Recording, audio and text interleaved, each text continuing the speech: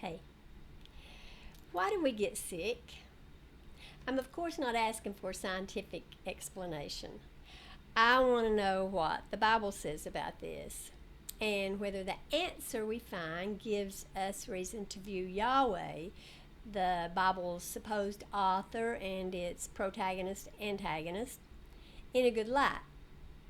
In considering the question, I found a few reasons for our physical health issues, and unsurprisingly, they are all the fault of Yahweh. Let's begin at the beginning. Death, which is the end result of sickness and the aging and decay of the body, was, we are told, brought on when Adam and Eve ate a piece of fruit that Yahweh had forbidden.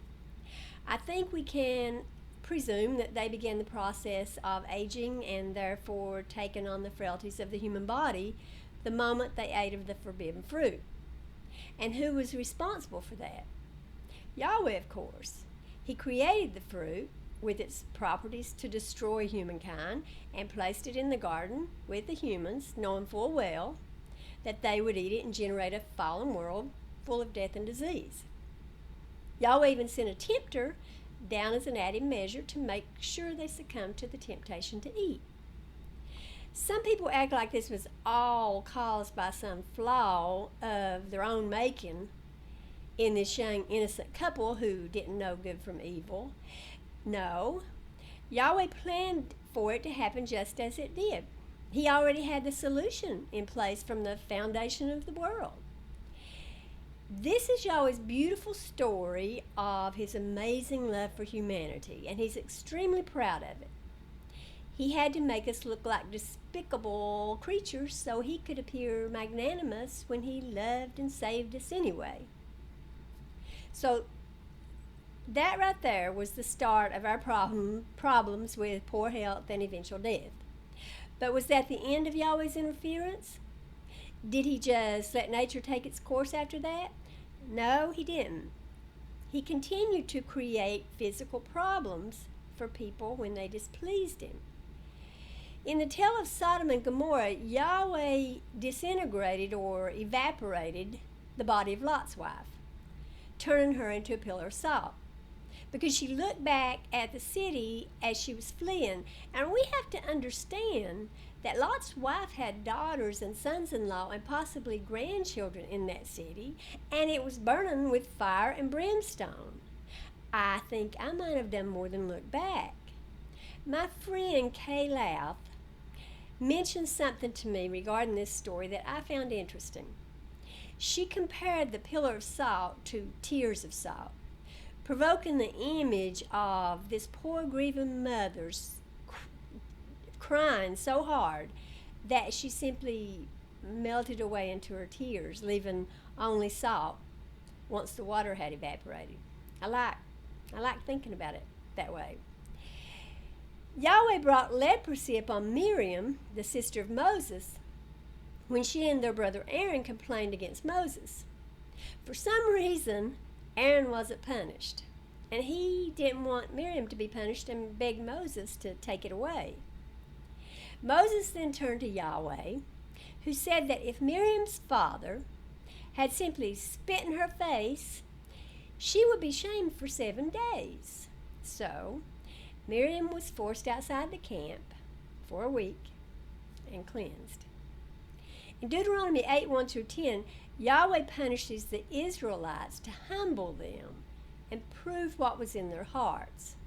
In this instance, he apparently messed with their mental capacities so that they lost their sense of direction, and a trip that should have taken days took 40 years. He also brought hunger upon them, which harms the body and brings on illnesses. He was chastening them, he said, as a man chastens his son. Well, that was some chastening, because every grown person except Joshua and Caleb who left Egypt died along the way to the land of milk and honey. And yes, some fathers do punish their sons and daughters by starving them, beating them mercilessly, and murdering them. But seriously, are those really the fathers that Yahweh wants to emulate? Well, apparently so. The Old Testament contains several stories of Yahweh's killing or causing disease in those who disobeyed him, as well as promises of good health to the Israelites if they were obedient to him, saying that he would put none of these diseases on them. But let's move into the New Testament and consider whether Christianity upholds this idea of a connection between sin and sickness. In John 5:2-14, Jesus healed a man who had been paralyzed or for some other reason was unable to get up and walk. Later, Jesus saw the man in the temple and went up to him and said, "Behold, you are made well. Sin no more, so that nothing worse happens to you." Jesus basically threatened the man who he had just cured with a worse sickness if he didn't stop sinning. Now, we could say that Jesus just didn't want the man to break the speed limit when he was running around in his chariot so that he wouldn't have a wreck and get hurt. But I think we all know that's not what Jesus was intending. He meant that further sin might cause Yahweh to punish the man with a more treacherous disease or illness. In Acts 5:1-11, Ananias and his wife Sapphira fall down dead because they supposedly lied to the Holy Spirit. Now, this story really saddens me. For one thing, I can't tell that Ananias told a lie. He sold his property and brought part of the proceeds to the apostles. And that's a very generous thing to do. As Peter said to him, the property was his, could have kept it, done whatever he wanted with it, could have kept part of the money once he bought it, once he sold it. So maybe there was a lie there and we're just not told about it. But another thing that bothers me is that about 3 hours later, Peter deliberately asked Sapphira whether they sold the property for such and such amount. So he tempted her to lie, knowing she probably would, and then she'd fall down dead, just like her husband. In 1 Corinthians 11:23-31, Paul states that many of the people in Corinth were sick and some had died because of sin. I know some apologists want to say this means that people were sick or dead spiritually, but there's no reason to assume that's what Paul meant. James 5:14-16 speaks of calling for the elders of the church when one is sick. The elders are to anoint the sick person's head with oil and pray, and the person supposedly is healed, and his or her sins are forgiven.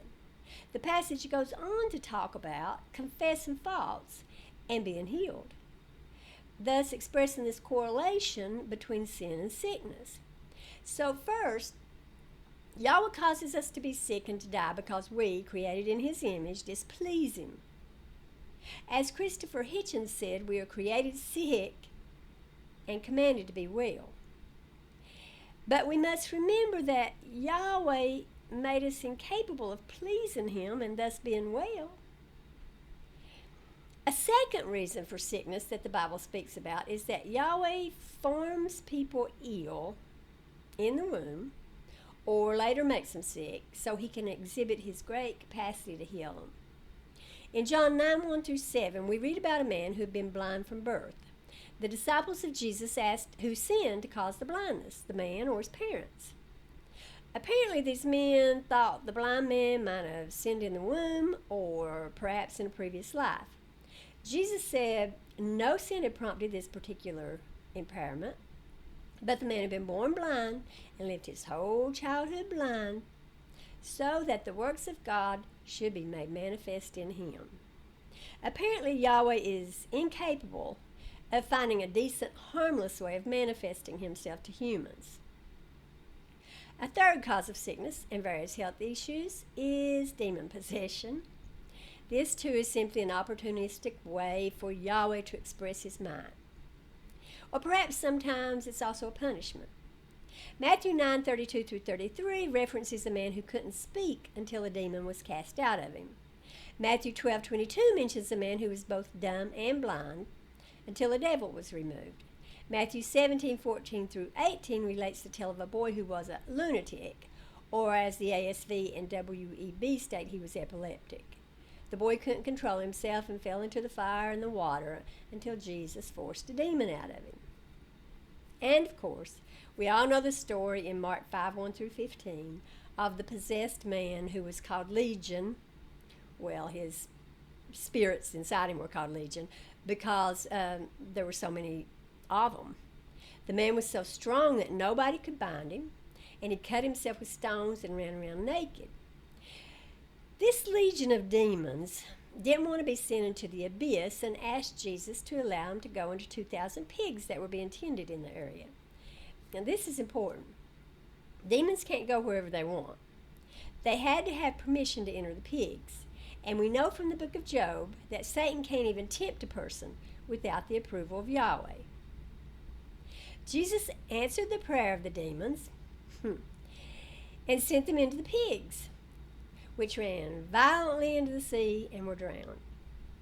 So in fixing this situation, Jesus stole 2,000 pigs from those who owned them and killed the pigs by sending them flying into the sea. Now, after the pigs drowned themselves, I'm not sure where the demons went. Apparently neither Jesus nor the demons thought about that, but I think we can assume they went into the abyss. Whatever happened to the demons at this point, the killing of the pigs seems wasteful and cruel. Some might say it was the only way to destroy the demons, but if Jesus was God, then that's simply not true. Jesus might have spoken a word and exterminated the demons or whisked them off to Never Never Land rather than stealing and slaughtering those poor pigs. Now, some might say Jesus had a right to the pigs since he's God and he created them. But we can't play the God card and then turn around and praise Jesus for obeying the law perfectly as a man. To summarize, according to the Bible, we get sick for several reasons. The first is punishment for not being what Yahweh wants us to be. The second is so Yahweh can flex his muscles and impress us. And the third, which is not really a reason but more means, is that we get sick when we're possessed by demons. And that too is either to exhibit Yahweh's power or harm us because he doesn't like how we're acting. Now, a person might be blamed for bad behavior when he does something that he knows is wrong. Maybe a reprimand or some discipline could be in order. But being made to suffer with something worse than paralysis, being turned into a pillar of salt or struck down in some other way, having our sense of direction or our minds scrambled so badly that we wander in a wilderness for 40 years until we die, I really believe that's a tiny bit excessive. Regarding number 2, the truth of the matter is, according to the Bible, Yahweh forms us all in the womb. Whether healthy or unhealthy, whether single or with a conjoined twin, whether in our right minds or having the mind of a baby for our entire existence. So every congenital disease or sickness comes from him. And as for his desire to puff himself up, he could have easily found a method to express his potency without harming humans or pigs. I can think of many better approaches he might have taken to exhibit his omnipotence and supremacy and love, rather than making people sick or killing them. And as for demon possession, no human can be faulted for that. Yahweh created the devils and the demons, knowing what they would do, and he allows, or at least at one time allowed, them to take up residence in the minds of humans, so demon possession is obviously on him. Yahweh at times accepts his blame for everything that's wrong in the world. He said, I form the light, I create darkness. I make peace and create evil. I am Yahweh who does all these things. And that is why Jesus warned the man he healed to be on his best behavior. Because Jesus and his dad certainly aren't above taking physical vengeance on any who don't do exactly as they say. Sure, they often pass it off as chastening.